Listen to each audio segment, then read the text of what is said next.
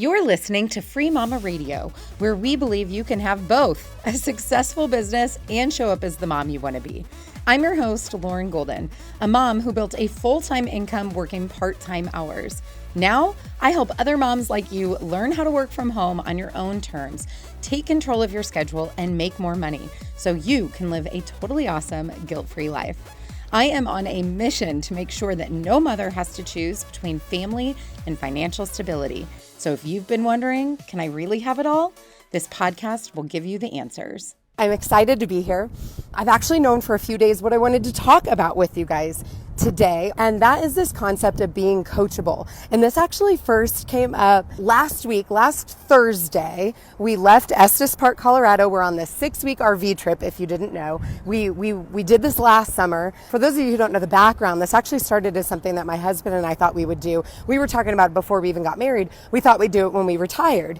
And then it became this thing of like, well, why would we wait like our whole life to go do this thing we really want to do? And now we've got kids and we want them to travel and experience all of these things as well. And so it became like a well, let's do it soon thing. And then it went from like, let's do it soon to like, let's do it next summer. And then that became like, oh my gosh, we bought an RV. And then the pandemic hit. Literally everything shut down about 2 weeks after we bought our RVs. And for anybody who knows anything about the camping world, it kind of exploded after that because I think people were so tired of being locked up in their house for so long. So it's really interesting. Like, it's actually very hard to find RVs right now. My husband's always looking at, should we sell ours and make money off of it? But we'll see. Anyway, so we almost didn't go on our trip last summer. We did end up going. It was supposed to be an 8-week trip all around the country. And at the time we lived in Texas, we made it all the way through and up the East Coast and across the plains, and we were in Yellowstone National Park and found out that my aunt unexpectedly passed away. So we drove for 4 days straight back to Kansas City for the funeral, ended up buying a house there, and in November we moved back home to be close to family. And so that was kind of the silver lining of losing my aunt, my mom's sister, was that it brought us home and closer to family. So this summer kind of became our redemption trip. We were on the West Coast. Last Thursday we were driving out of Estes Park, and I was like, which is like Rocky Mountain National Park, Colorado, and I had no idea if I was going to have cell phone reception, and I was supposed to have a coaching call with an amazing free mama who I've just been working with one-on-one for the last couple of weeks. And my husband, we were in the front seat of the RV, and so he's listening to me for this 30 minutes. You know, I've got to turn my video off because I'm trying to get the bandwidth, making sure she can hear me as we're like going through the mountains and making sure I'm able to serve her and help her as a business coach. And after the call, you know, he was sitting right next to me and he was kind of listening, and he made the comment of like, wow, it sounds like this person has accomplished a lot in a really short amount of time. And I was like, Justin, she has been so coachable. And so it started this conversation between my husband and myself. And for those of you who don't know, Justin is kind of an honorary free papa. He too now is completely self-employed, works on the internet just like I do, which is what allows us to have the freedom to go on 6 and 8 week RV trips. And he also has, in a totally different world, he also has business coaches. And what's interesting is that we think it's interesting is that one of his business coaches is actually the founder of the company how we met, where we were introduced. And it was a program for college students. So this was many moons ago, called University of Dreams. And he was the founder of that company. He has since sold it and moved on, but now he runs this coaching mentorship program. So Justin's telling me, I'm talking about this amazing Free Mama student and how she's coachable and how people have told me I'm coachable and how I think that that's led to my success and some advice that I've gotten from Russell Brunson. And I'm going to break all this down for you guys in a second. And then Justin is telling me his name is Eric Lochtefeld, like things that Eric has said to him. And Patrick Combs is another person who runs this program with Eric, who is one of my husband's mentors. And we're going through this conversation about, you know, does coachability, meaning your ability to be coached or mentored by someone else, play a role in your ability to be successful? And we decided that it really does. And I'm going to break this down a couple different ways through stories, but mostly I want to highlight the 3 things I'm talking about, the 3 ingredients, if you will, that I think makes someone coachable. And I want you, as you're listening to this, I want you to have some really awesome self-awareness and just be honest with yourself and ask yourself, Am I these three things? These three things that Lauren says that are kind of the recipe to being successful. Am I doing these things right now with my coaches or my mentors or my accountability partners, or even through programs that I'm in, or even listening to Facebook Lives like this? Like, am I being coachable? So I'm going to say those three things because I don't have a piece of paper and I'm afraid I'm going to forget. The first is asking for help. So or feedback. We'll call it feedback. Number one, asking for feedback. Something that makes you extremely coachable is the desire and ability to ask for feedback.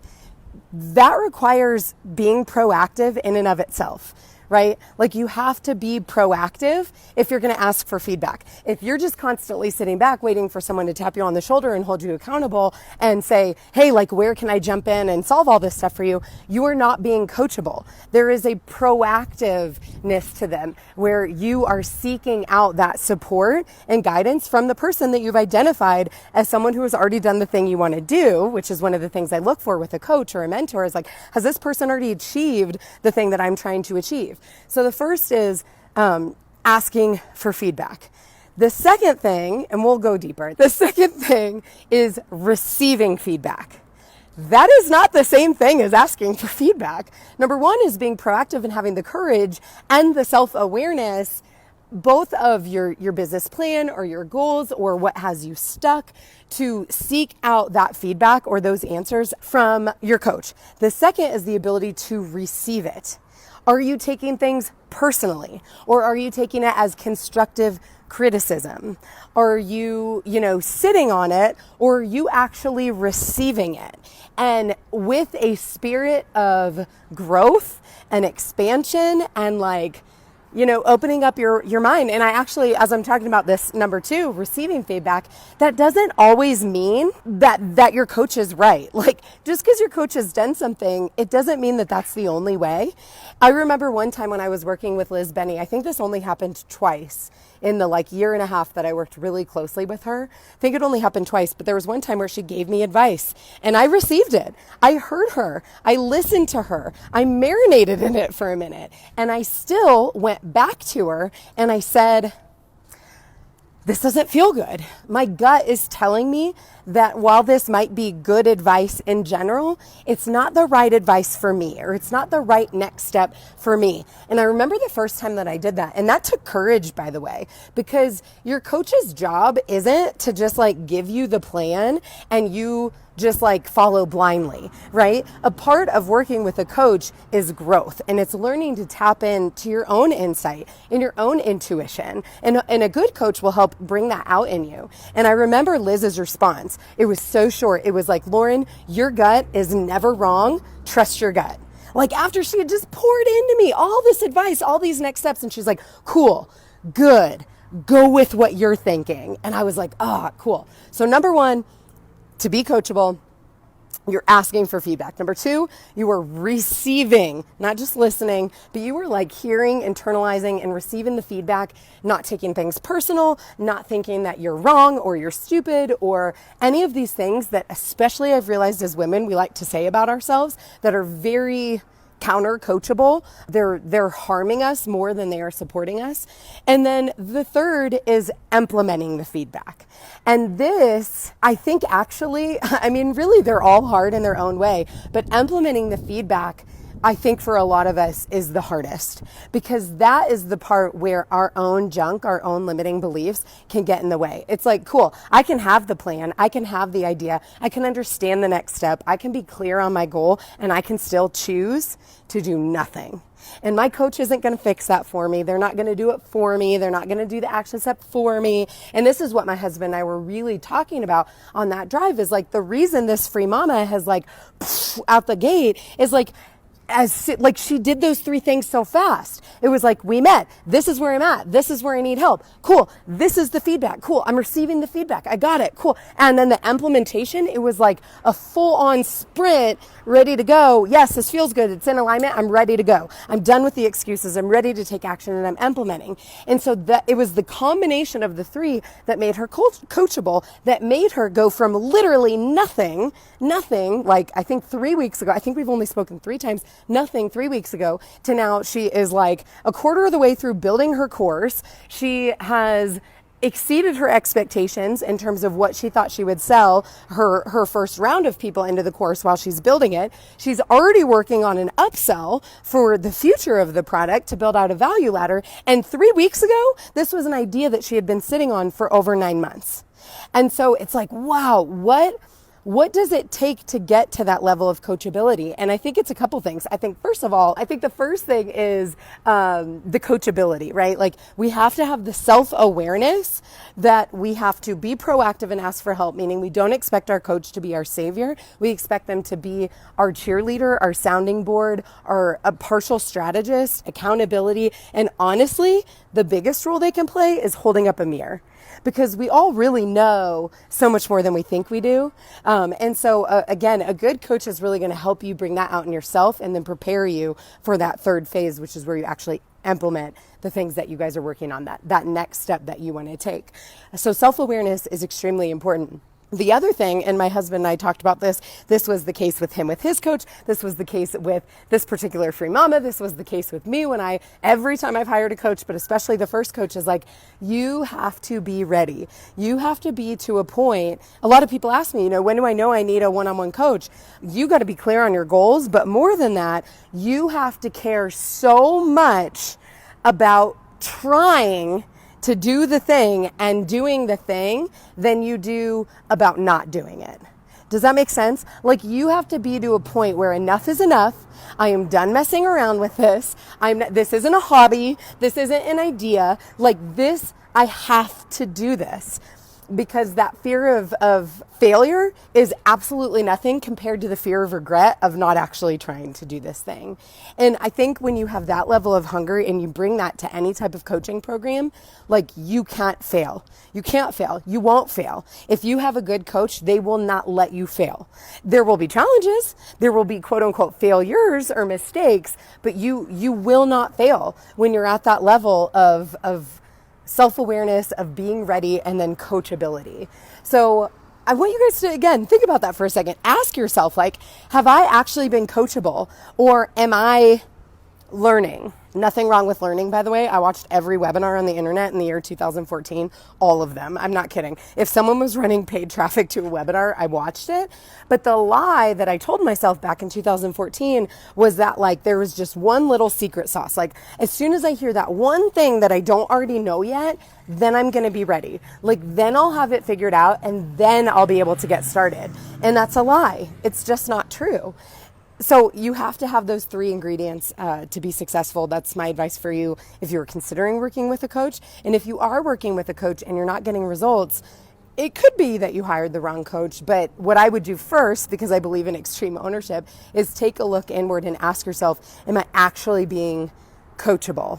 Am I being proactive and asking for the support, help, feedback that I need? If you're not, if you're just waiting until they acknowledge you and call you out, that's problematic. You have to, no one will want it more than you, not even your coach. Your wins will become their wins. Trust me. It's nobody's responsibility to want it more than you. So be proactive, asking for that feedback. Then receive it. It's not personal. Your coach is on your team. They're your biggest advocate, not just because you're paying them to be. They wouldn't choose to work with you if they didn't genuinely believe that what you can do will make a difference and help other people. So receive it humbly. The event that I was talking about with Russell Brunson was the first funnel hacking live I went to. And I may have done a podcast episode on this, or maybe it was just a Facebook live. But he talked about this idea of you don't know better. Meaning, when your coach gives you advice, or, you're listening to FreeMamaTV or an episode of Free Mama Radio, or, if you're in the Free Mama squad and someone says something like, are you thinking of all the reasons, talking yourself out of it? Like, are you giving yourself all this excuses of like, well, it's not the right time for me to do that, or what is somebody going to think if I do that, or it's easy for this person, like I'm nothing like that. Like, are you talking yourself out of it, or are you going, cool, that person's already done the thing I want to do. I don't know better than them because I haven't achieved it yet. So I should probably do and implement what they say. And then that leads us to the third one, right? Where you actually then do it. You actually follow the step. You follow through. And this is not the first time I've talked about this, but I really feel compelled to bring it up again. When we don't do that, so let's say we make it through steps 1 and 2 and we don't make it through step number 3, it's really damaging. And the reason why is because of follow through, which is where confidence comes from. Confidence comes from when we say we're going to do it and then we actually do it, regardless of the outcome.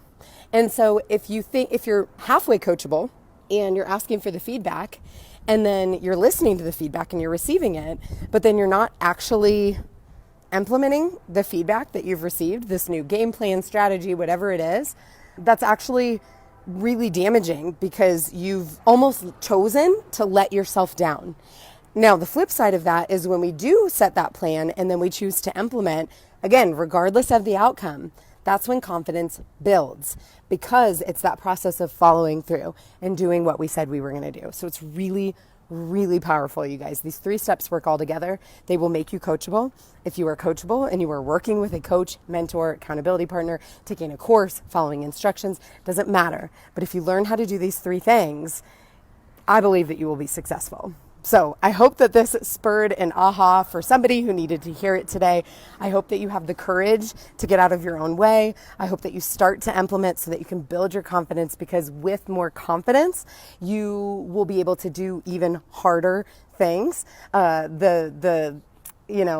Kind of catch-22 is a lot of people think that they wait for confidence and then they try the thing, but it doesn't work that way. You have to start with the thing and then more confidence will exude from you with that, and then you will go on, and that is how you level up and grow, and it's a beautiful thing. So I hope that this served somebody who is listening today. If it did, let me know. Share it. We are now streaming these live every Monday so that you guys can share directly from the Facebook page with somebody who needs to hear this message so that you can help me live my dream of having a bigger impact and helping more people grow into living their own version of a totally awesome guilt-free life, which is what we're all about at the Free Mama.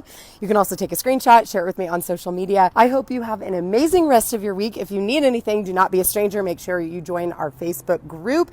It's the Free Mama Movement. I actually also jump in there after I go live every Monday to do a Q&A. So if you need any coaching or support, you can put those coachability steps that we talked about to good use and see if it supports you and starts to shift the needle for you in your business. I hope you have an amazing week. Thank you so much for joining me, and I'll see you guys next time.